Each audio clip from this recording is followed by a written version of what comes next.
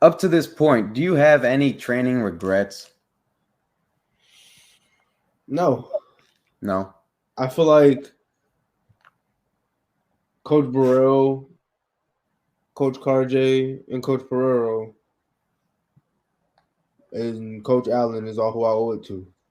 And those were the coaches I was with, and Karan in the league. And those were the recent coaches I was with, and I love them to death.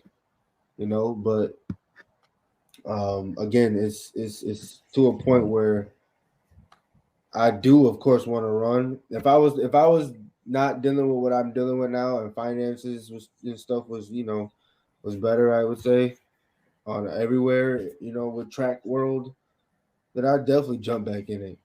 You know, but until the finances get better with the sport, and until we get I wouldn't say what we want the recognition, but more recognition, then I don't want to join. I don't want to. I mean, of course, I was a part of it for what 8, 9 years. It was Right. fun. It was amazing. I had a blast. I did almost everything I wanted to besides Olympics. Um, and yeah, until that happens, I mean, shoot, I'm gonna keep working, keep hustling, keep working, hustling. I want to become a coach. I would love to become a coach. Um, and yeah, that's about it. I'm chilling, man. Hey, Raising we my got a club. We got a club out here for you to come coach at. Sure, don't tell me that, man. Go on. You plan on staying in Houston? For right now, kinda. I feel like Yeah. there's more growth opportunities out here. You know what I'm saying? I feel like it's um more of a drive out here. You know what I'm saying? Not necessarily saying it's not back at home. I just don't know at home. Because Right. once I graduated, shoot, 3 weeks later I was already going to college. I was out of there. So I don't really know. I've been home, but I don't really, be home for too long or anything. But I don't know. I would come back. It just I would have to have something like, all right, this is it. You know what I'm saying? This Mm. is it. This is what you'll be doing. This is what you'll be getting. This is where you'll be at. This is who you'll be working with. Because if it's what I've been dealing with is a lot of organizations and a lot of organized things. So and then in order for me to get my family up and just up and dip like that, you know what I'm saying? Everything would have to be like in order. For Yeah, real. for sure. Seriously. But yeah. I want to going back to your 400 man. Mm. Okay.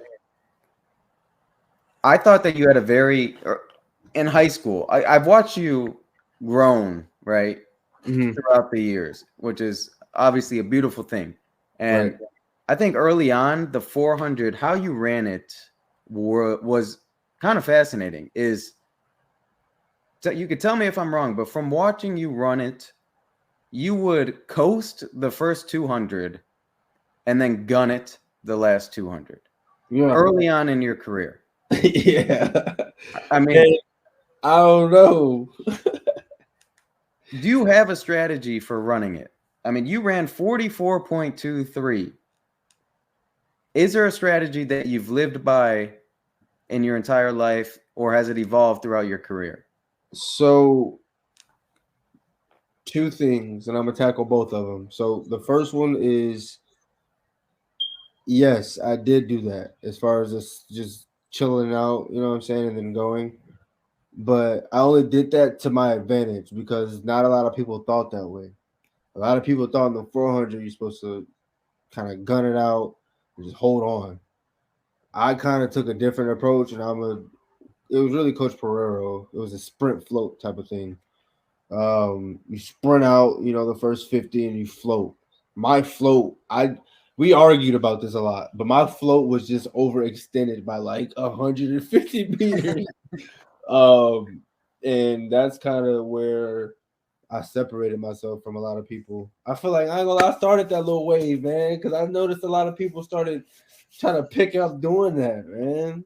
Hey, sometimes I coach it because of that. You Yeah, doing it? I'm like, it's good because again, once you teach the body how to, adapt to that system of sprinting and floating, you're training your lungs to breathe, so that by the time you get to 300 left and you're still breathing normal, not like a dead breathing, Mhm. then you're like, all right, bet, go. Now it's time to go. And then you can, breathe how you want. But by the time you get to 300, you should not be like, oh God, like, oh God, I'm fighting for my life. You should Yeah. be chilling, relax, calm down. Still got 100 meters left. For real. So that's changed now. Yeah, that now. So I remember talking to Coach Burrell, and before I PR, before I ran 44.2, I was nervous because I was kind of like, shoot, I got Trevor Stewart, a dog, right in front of me. I got to go get him. He's fast. I know he's gonna get out. And if I mess up in any way, shape, or form, I'm not gonna be able to go catch this guy. Like, Right. I'm not gonna be able to go catch this man. So, I mean, the plan was simple though. Just execute. Don't think too much of it. This is exactly his words. Don't think too much of it and execute. Let the race come to you. Attack the first 50 and go. Everything's gonna come natural. I was in the best shape of my life. I was running 44 like 7, 44.6 consistently for like like 2 months straight. Jeez. Um, and we were fine. We had Flow Track come out there. I think in our 300 I ran like 30, I think like 31.01. Obi ran 30.9. Dude, we were sliding. Like we were sliding that year. You did And run a lot of threes, right? yeah, we were running 300s. So was your mindset, like going back to the training, was it improving on the 3 to improve on the 4? In a sense, yes, but in a sense, no, because we didn't train necessarily for the 3. I ran the 300 like at like little small events or something that may have the 300 here and there, but if not, I'm always gonna run the 400. All right, so starting out, it would always go big event over your normal event. So 400 miles was 800, right? I never did the 800, so I would always do the 600, right? I'll do the 600. I hated it, like I hated it, and then eventually, once we was like, okay, that was in 2018. Once 2019 hit, I was already well on form. I was like, okay, cool. I don't need no more 600s anymore. I'm cool with crisping up a good 400, seeing how I'm gonna get through. You know what I'm saying? Seeing how this is gonna be for the first 400 of the season, and critique off of that. I wouldn't run no more 400s until like a big meet. You know what I'm saying? Until we got like we gotta go to pin relays or something. But I would always run a relay there. Or like Mount Sac, you know what I'm saying, or something big, like a really big meet. And that's when I will open up in another 400. And then in between that, bro, I'm doing 200s at meets at least. And training was atrocious. Yeah. Things that I was doing in training was like, it's not normal. It's not necessarily for the weak at Right. all. Right. If you're not built for it, don't even try it because you're not gonna last.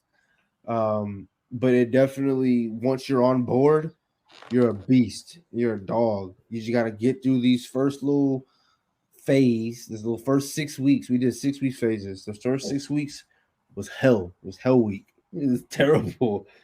Then we have a test. Then we go to our second phase. But each phase, bro, 600. We would go. One of my toughest workouts that I ever did in my life, bro, was a 6.4246. All right. So we have a 600. We take 3 minutes. No, we have a 600 take 4 minutes. A 400 take 3 minutes, and then a 200 take 2 minutes, and then go back up the ladder. And then we'd have to do once we do that, we'd have to do abs and then go straight to the weight room.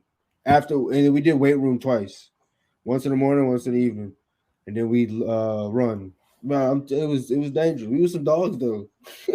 It ended up working out, I guess. Oh, it was crazy because shoot, it taught us a lot, man. So that's a That is lot. that's brutal. I mean, That was only Monday on week 1. Don't even ask what Tuesday and Wednesday were. Honestly, dog, it was terrible.